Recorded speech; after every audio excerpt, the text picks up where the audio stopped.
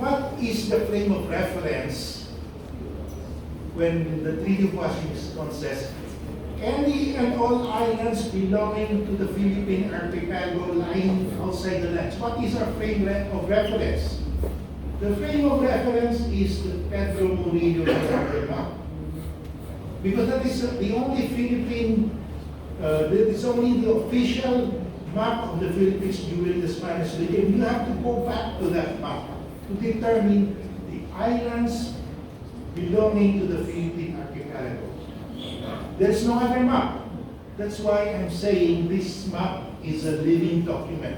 We cannot determine Philippine territory today without reference to this map. Because without this map, how can we determine what were those islands lying outside the lands of the Philippines? That's why I asked Manila to buy this map, because there's no map. We don't have this map. And so we have this map now, and this is not the problem of China, because they always said that the Scarborough, Shoal, and the Spratlys are outside Philippine territory. Now, in 1938, the Filipinos around the Commonwealth government, Philippine colonial government, really had foresight. They were worried that other countries might claim Scarborough Shoal. So they said, we have to put up a lighthouse in Scarborough Shoal. So they asked the U.S., the Secretary of State of the U.S., Colonel Hull, whether Scarborough Shoal belongs to the Philippines. And Secretary Colonel Hull wrote a memorandum, July 27, 1938. He said, because of the absence of other claims, the shoal should be regarded as included among the islands ceded to the U.S. by the American-Spanish Treaty of November 7, 1900. So there you are. It's the American government saying that island is outside the treaty lines, but that is part of the island ceded to the U.S. under the Treaty of Washington of November 7, 1900. The first application of the treaty, 1938. See, our officials during the Commonwealth government had foresight. They wanted to protect Scarborough Shoal. Now, in 1930, the UK and the US signed a treaty to demarcate the boundary between Sabah in Borneo, between Borneo and the Philippine archipelago. And that treaty expressly acknowledges that the Philippine archipelago, referring to the treaty accord by the U.S. under the Treaty of Paris and under the November 7, 1900 treaty. So the British said, we acknowledge that Philippine archipelago refers to the islands ceded to the U.S. under two treaties, the Treaty of Washington and the Treaty of Paris. So they repeated that here. So the United Kingdom admits that islands lying outside the treaty lines belonging to the Philippine archipelago are part of Philippine territory. That includes the Spratlys. That's why Malaysia, as a successor of the UK, the successor of UK in Borneo, will have a problem because UK admitted that Philippine territory includes the islands ceded in the Treaty of Washington of 1900. That's why the entire Spratlys should go to the Philippines, and the claim of Malaysia has no basis because their predecessor, the UK, recognized the Treaty of Washington of 1900. Very clear. Malaysia, as a successor of UK, is bound by the treaty. Now, this is the main thing. China is also bound by the Treaty of Washington. Why? In the arbitration at The Hague, China did not participate. But China sent a position paper. China said, we are not participating, but this is our position. In their position paper, China said Philippine territory is governed by three treaties: the Treaty of Paris of 1898, the Treaty of Washington of 1900, and the Treaty with the British of 1930. There you are. China recognized the Treaty of Washington. It admits that Philippine territory is governed by the Treaty of Washington, but they did not read the text of the treaty, because they're saying that anything outside the lines of the Treaty of Paris of 1898 do not belong to the Philippines, does not belong to the Philippines. They did not read the text. Any and all islands lying outside the lines was ceded by the Spain to the US. So they are bound by this. By officially submitting that position paper, China, what we call in law, made a judicial admission. It's the highest form of admission because you are admitting to the court that Philippine territory includes islands outside the treaty lines. It contradicted their position. So they were saying Philippine territory refers only to islands within the treaty lines, but they also cited the Treaty of Washington of 1900. So they contradicted their own position, and they cannot get out of that. That is stopped already. And that's why we have to keep on telling China that you admit already here in that arbitration. It's very clear. Any and all islands belonging to the Philippine archipelago lying outside the lines of the Treaty of Paris. And China said Philippine territory is governed by this treaty also. So they're bound by that. That's why, in conclusion, this map is a living document. It determines Philippine territory today, even if it was made in 1734. And that's why we have to have a copy of this map in the National Library, so that students will go there and they will see that Scarborough, Shoal, and the Spratlys are part of the Philippines since 1734 and even earlier. Now, let me go to the other maps. Well, a little trivia. There are two different maps actually. If you look at this is the map that was printed in Manila. You will see here Cavite, this is the military naval base. But if you look here, this is the map Mr. Mel Velarde that he bought at auction, so this is a different vignette. What should be here is this vignette. There are actually four copper plates of the map itself. 1, 2, 3, 4. And there are also 4 of the panels. 1, 2, 3, 4. And how come they are different? In 1762, the British invaded Manila, part of the 7 Years' War with France, and Spain entered the conflict on the side of France. The British sent an expedition in force to Manila to invade Manila under General William Draper. He was the commander of the ground forces and the late siege of Manila and captured Manila, and there was a 40 hours of looting by the soldiers of General Draper. They looted a lot, and part of the loot were the 8 copper plates of the Pedro Murillo Velarde map. And Draper himself got these 8 copper plates.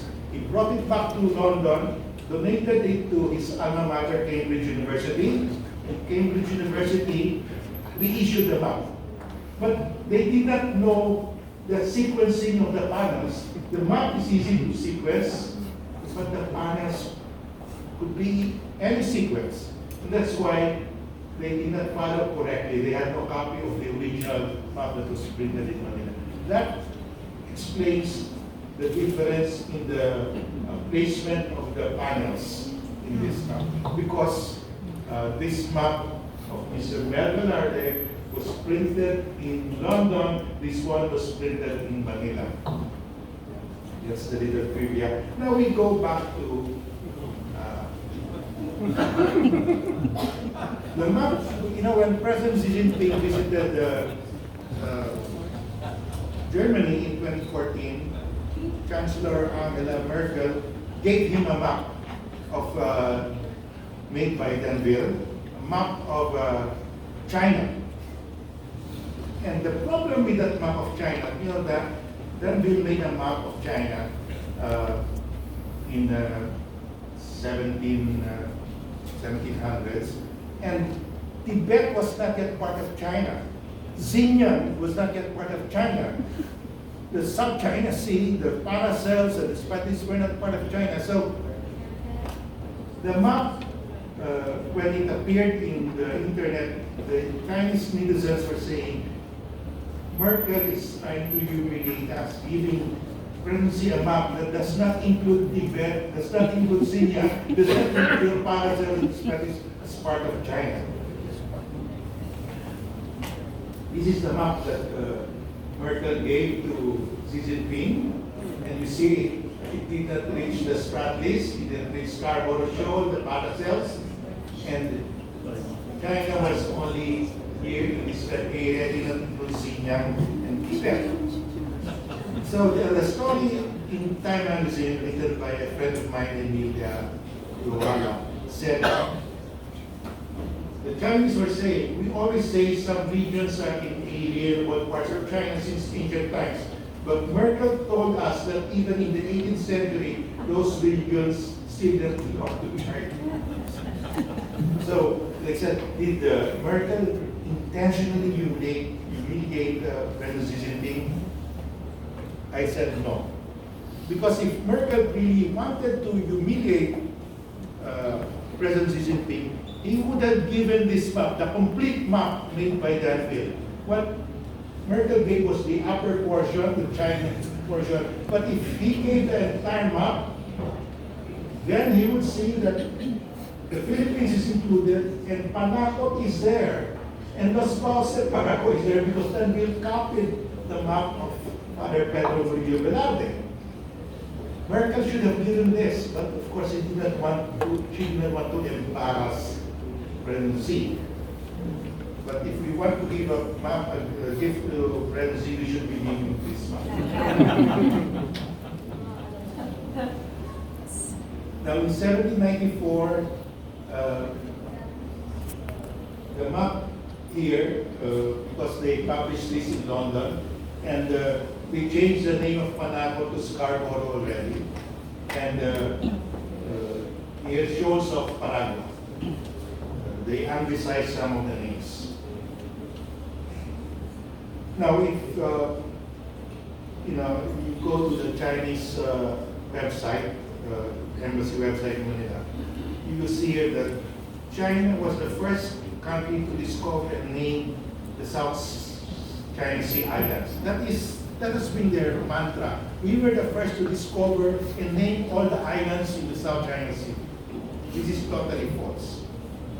Now, this is the map that China produced in 1947, showing the 9 dots line. The first map of the 9 dots line, circulated internally in China in 1947 and published officially in 1948.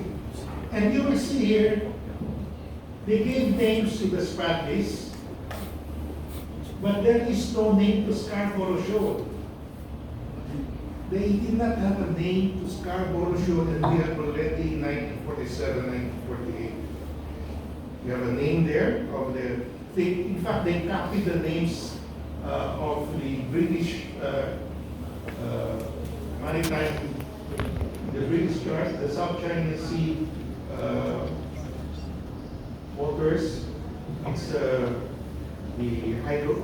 issued by the UK Hydrographic Society. So China's just copied the names.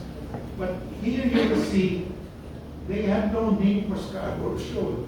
This is already 1947, 1948. So in the Spratlys, James Shoal, they call it Jemu.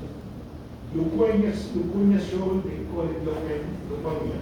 It's just a transliteration of the Chinese Sea Directory published by the UK Hydrographic Office. And in Scarborough Shoal, Murillo Velarde gave the name in 1734. When Scarborough ship ran aground, the European cartographers renamed it Scarborough Shoal. 1947, China still had no name. So this claim by China they were the first to discover and to name is totally false. Now let's go to the standard map of China. This is a very famous map because this map is a strange map.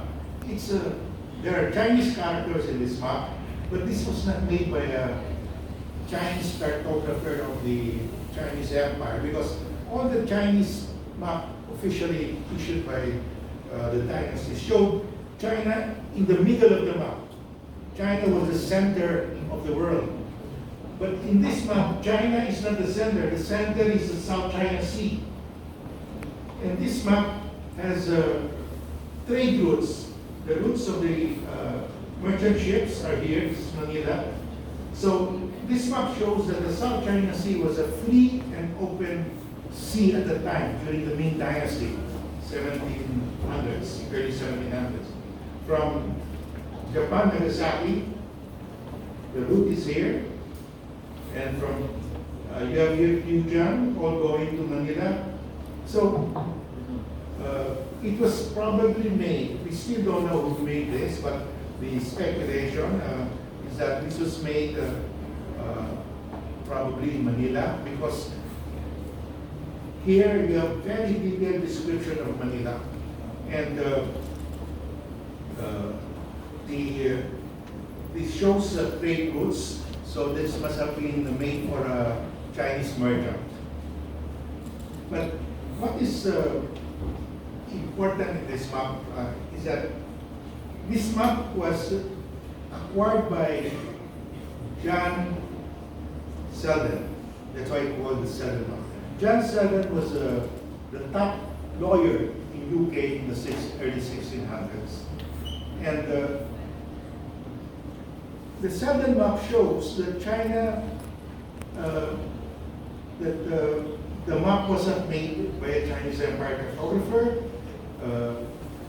that there are many ships traversing the South China Sea, and the conclusion is that the sea routes clearly show that during the Ming Dynasty, the South China Sea was an open international waterway, traversed by ships from many countries, and the South China Sea was never owned or controlled by any one country, which goes against the Chinese position that China owned the South China Sea since 2,000 years ago. But this map will debunk that. And John Selden had this long-running debate with Hugo Grotius. Hugo Grotius authored the seminal book Mare Liberum, the Free Sea. In other words, Hugo Grotius said that the sea belongs to all mankind. It can't be appropriated by any country. But John Selden took the other side. He said the sea can be appropriated, owned by kings or by kingdoms. And this debate went on for over a century. And of course, Hugo Grotius won that debate. Coastal states adopted the position of Hugo Grotius. That's why Hugo Grotius is now the father of the law of the sea. And his book, Mare Liberum, laid the foundation for the law of the sea. Now, John Selden wrote the Mare Clausum, that the sea can be owned, may be owned by kings or kingdoms. But ironically, he was looking at the Selden map, his own map, and his own map debunked his theory, because the South China Sea was a free and open waterway.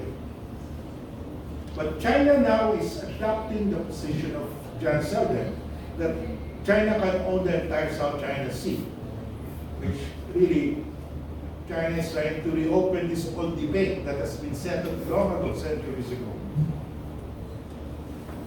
Now this is the map of Samuel Porteous. It's the first map of China printed in the West, in Europe. 1625, and Francaise used an old Chinese wood block map as a reference. That's why you have Chinese lettering there. And who was Samuel Francaise? I included this because this was the first map of China printed in Europe, and it shows Hainan as the southernmost territory of China. And Francaise was a unique figure because he translated Mari Liberum Grotius into English. Mari Liberum was written in Latin, and Francaise translated that into English so that it would be available to a wider audience. So this is a map also that's relevant. And the Qing dynasty was the last dynasty of China. We have the Song, the Yuan, the Ming, and the Qing. The Qing dynasty ended in 1912. This is one of the last maps of the Qing dynasty, and it shows Hainan as the southernmost territory of China. So throughout the Chinese dynasties, Hainan was the southernmost territory of China. And now China is saying all the maps of China must show the 9-dash line. So that's why the Chinese authorities have seized thousands of maps that do not have the 9-dash line. But there was no 9-dash line prior to 1947. But they are now saying any map that China exports should have the 9-dash line. But they really cannot change history because China published an atlas, 3-volume atlas, and this is an official publication of the People's Republic of China, published by the State Bureau of Cultural Relics of China.